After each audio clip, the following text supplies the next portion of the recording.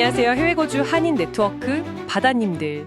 오늘은 2025년 6월 5일 목요일입니다. 최근 미국이랑 중국 사이에 무역 긴장이 다시 좀 높아지는 분위기였잖아요. 근데 어제 트럼프 대통령하고 시진핑 주석이 갑자기 전화 통화를 하고 심지어 대면 회담까지 합의했다. 이런 소식이 여러 언론에서 나왔어요. 오늘은 그래서 MBC, AP, 팍스뉴스 같은 관련 보도들을 좀 보면서 이 통화가 과연 어떤 의미가 있는지, 또 앞으로 미중 관계는 어떻게 될지 좀 깊이 들여다보려고 합니다. 이런 복잡한 국제 정세 속에서요, 이 흐름이 바다님들 생활에는 또 어떤 영향을 줄 수 있을지 한번 같이 짚어보는 시간이 되면 좋겠습니다. 네, 맞아요.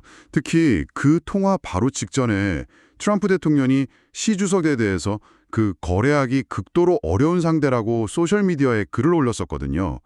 그걸 생각하면 하루 만에 90분이나 통화하고 또 회담 체계 합의까지 간 건 이건 확실히 좀 눈여겨볼 대목이죠.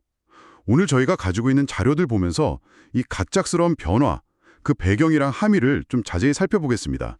아, 맞아요. 그 트럼프 대통령 특유의 그 예측 불가능성? 이런 게 좀 보이는 것 같기도 하고요. 그럼 먼저 통화 자체에 대해서 조금 더 알아볼까요?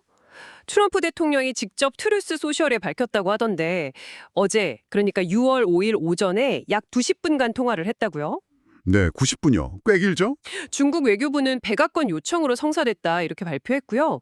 이게 트럼프 2기 행정부 출범하고 나서는 두 정상이 통화한 게 처음으로 알려진 거죠. 그렇습니다. 지난 1월에요. 트럼프 대통령 취임 전에 통화한 적은 있었는데 그 후로는 처음으로 공식 확인된 통화입니다. 사실 지난달 제네바에서 양국이 관세 인하하는 거 있잖아요. 잠정 합의를 했었죠. 미국은 145%에서 30%로, 중국은 125%에서 10%로. 그래서 그때 잠시 좀 해빙 모드가 있나 싶었는데 바로 또 서로 합의 위반이다 이렇게 주장하면서 다시 좀 차가워진 상황이었어요. 아, 그랬군요. 네. 그래서 트럼프 대통령이 통화 전날 새벽에 그 글을 올린 거예요. 시 주석은 매우 강하고 거래하기 극도로 어려운 상대, 이렇게 느낌표까지 3개나 붙여서요. 와, 그렇게 잔뜩 날을 세우고 있다가 갑자기 90분 통화라니 정말 좀 극적이네요. 그래서 통화 결과는 구체적으로 어떻게 발표가 됐나요? 트럼프 대통령은 통화가 매우 긍정적인 결론에 이르렀다, 이렇게 밝혔고요. 조만간 양국 대표단이 만나서 무역 협상을 다시 시작할 거다라고 했습니다.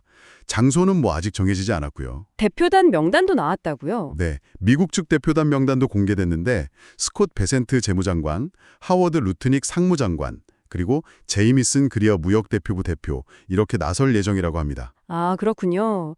양 정상이 성호, 자국 방문 초청까지 했다는 소식도 있던데요. 겉으로만 보면 분위기가 상당히 좋아진 것 같아요. 네, 표면적으로는 분명히 대화 복원의 신호탄이라고 볼 수 있겠죠. 근데 이게 곧바로 실질적인 관계 개선으로 이어질 거냐, 이건 좀 더 신중하게 봐야 할 것 같아요. 중국 관영 매체 보도를 보면요, 시 주석은 통화에서 미국 측에 부정적인 조치들 그거 되돌려야 한다 이렇게 요구를 하고, 또 양국 관계라는 배를 모든 종류의 간섭, 심지어 파교 행위까지 제거하면서 아주 조심스럽게 몰아야 한다 이렇게 강조했다고 해요. 아, 그런 발언이 있었군요. 네, 이건 뭐냐면 양측의 근본적인 시각 차이는 여전히 크다, 이걸 보여주는 그 점이죠. 그렇군요. 그럼 관세율도 제네바 합의 이후에 조정된 상태라고 하셨는데 미국이 최소 30%, 중국이 10% 수준이면 이거 여전히 높은 편 아닌가요? 이런 상황이 실제 경제에는 좀 어떤 영향을 주고 있습니까? 맞아요. 이전보다는 낮아졌지만 여전히 상당한 수준이죠. 근데 좀 흥미로운 건요, 최근에 발표된 4월 미국의 대중 무역 적자 수치인데 이게 19.7억 달러로 2020년 3월 이후로 최저치를 기록했어요. 아, 그래요? 네, 그러니까 관세가 수입 감소에 어느 정도 영향을 주기 시작했다, 이런 신호로 볼 수는 있어요. 하지만 중요한 건 이 관세 정책이 아직 안정적인 무역 합의로는 이어지지 못하고 있다는 거예요. 그래서 전 세계 기업들의 투자나 고용 계획에는 계속 불확실성을 주고 있다, 이런 비판이 계속 나오는 거죠. 그러니까 무역 적자는 줄었는데 그 이면에는 여전히 불안정성이 있다. 이런 말씀이시군요. 네, 바로 그겁니다. 무역 문제 말고도 양국 간에 좀 덜려있는 다른 문제들도 또 있죠. 네, 여러 가지가 아주 복합적으로 얽혀 있습니다. 당장 6월 19일로 다가온 그 틱톡 문제요. 틱톡 모회사인 바이트댄스가 미국 사업을 매각하든가 아니면 금지되던가 하는 시안인데 아직 뭐 뚜렷한 협상 진전 소식은 없어요. 아, 틱톡 시한이 벌써 그렇게 다가왔군요. 네. 그리고 또 미국 내에서 심각한 문제인 오피오이드 위기 관련해서 중국에서 들어오는 불법 펜타닐 문제도 계속해서 아주 민감한 현안이고요. 또 하나는 시 주석은 통화에서 중국 학생들 미국 유학 환영한다 이렇게 밝혔지만 AP통신 보도로 보면 트럼프 행정부는 오히려 일부 중국 학생들 비자 취소하겠다 이렇게 얘기하고 있거든요. 서로 말이 다르네요. 네, 상반된 입장이죠.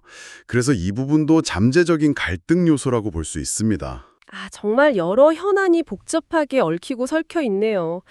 자, 그럼 이 모든 상황을 좀 종합해 볼 때 이번 미중 정상 통화랑 회담 재개 합의 이걸 바다님들께서는 어떻게 받아들이면 좋을까요? 핵심은 뭘까요? 일단 멈췄던 대화 채널이 다시 열렸다는 거 그 자체는 긍정적인 신호로 볼 수 있습니다. 분명히요.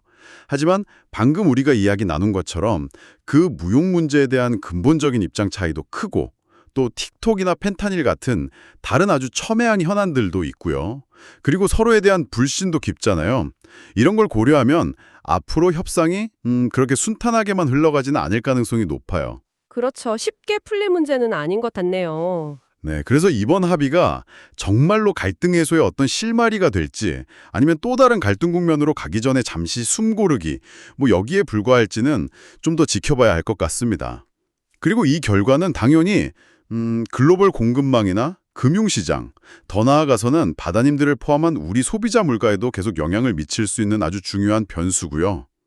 그래서 앞으로 재개될 협상에서 양국이 과연 틱톡 문제라던가 아니면 핵심 광물 수출 제한 같은 아주 민감한 사안들에 대해서 구체적인 타협점을 찾을 수 있을까? 아니면 이번 대화 재개도 결국에는 양국의 그 장기적인 전략적 경쟁 구도 속에서 그냥 반복되는 또 하나의 국면에 불과할까? 바다님들께서도 한번 이 질문을 좀 곱씹어 보시면 좋겠습니다. 네, 오늘 미중 정상 통화 소식에 대한 심층 분석은 여기까지입니다. 바다님들 구독과 좋아요를 부탁드려요.